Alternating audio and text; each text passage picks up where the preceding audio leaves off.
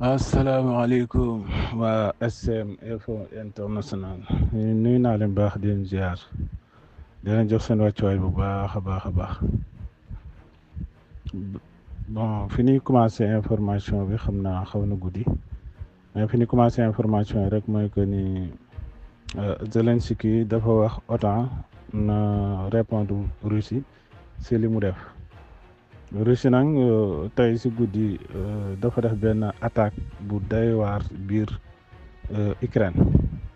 guddi 27 ak 28 novembre si territoire Ukraine bi yëpp Russie dafa frappé ba tax na Vladimir Zelensky woo na partenaire am yu OTAN ñu réponse fermement Russie. accusé na ni Russie dafa leen di def chantage maanaam comme missile yi nga xamante ni mi ngi koy dóoree missile Oro-Shnikar yooyu yëpp nee na ay chantage la ba tax na nee na il fallait que ñu tontu Poutine mooy tax ñu mën a am jàmm joo xamante ni du am benn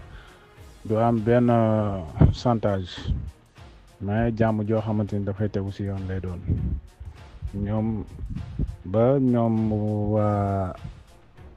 ñoom ak partenaire am yeeg yëpp ñu fexe daal àndandoo ba jàmm mën a am quoi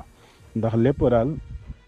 ñaana force rek ma def face à face ak Russie moom mooy tax ñu mën a am jàmm ju sax ba tey bokk na ci information yi Russie fan yi dafa frappé quartier général bu renseignement yu Ukraine yi ku nekk xam na ni Ukraine lu jëm ci wàllu renseignement wu mag yëpp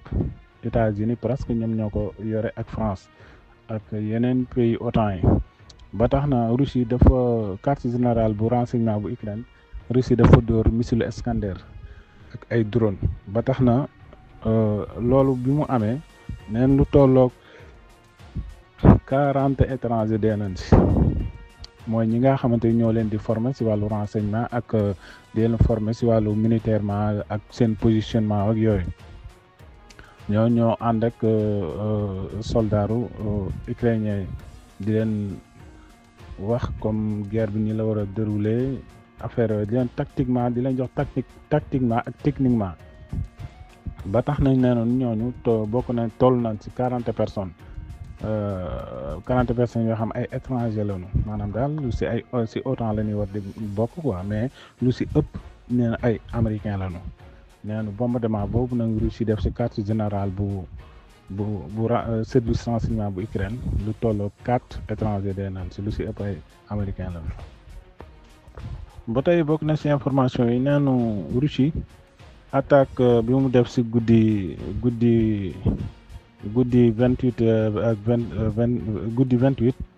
ne Russie bombardement yooyu def na ko maanaam duré na plus de 10 heures de temps neen attaque yu force armée Russie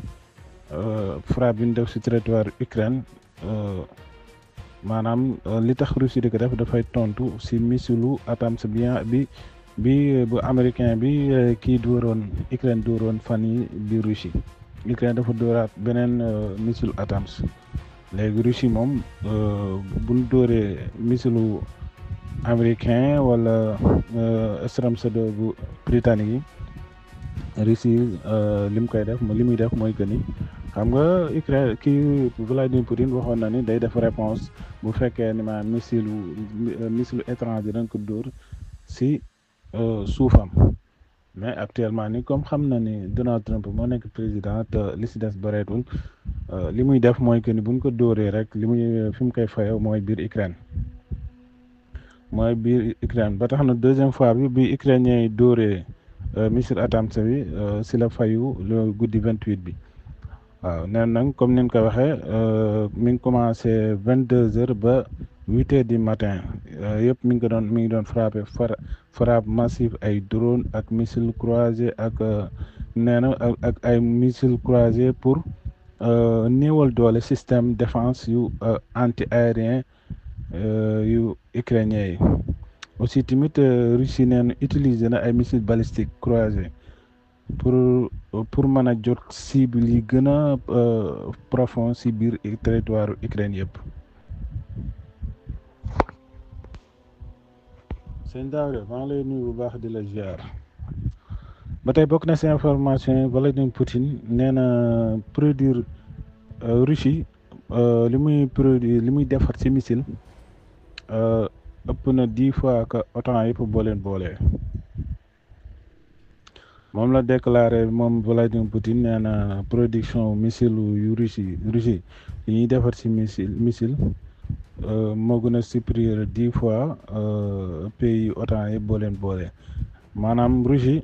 par exemple bu doon defar bu mënee ba comme missile yi nii missile maanaam bu dee defar benn weer moom bu si dee defar OTAN bu si defaree 5 par exemple bu si dee defar 5 ñoom mën nañ si defar 30 si kii yëpp boo leen boolee. ba tax na actuellement nii nee na gën nañ yokk produit bi pour gën nañ ko yokk dem na ba toll si 20% ak 30% d'ici un an. ba tey bokk na si information yi nee na Union européenne pare na pour jox Ukraine benn microfinance bu toll si 18,1 milliard d'euros 1 milliard d'euros. ba tax na aussi tamit premier ministre bi wax na ni premier ministre bu Ukraine wax na ni lii nii somme bi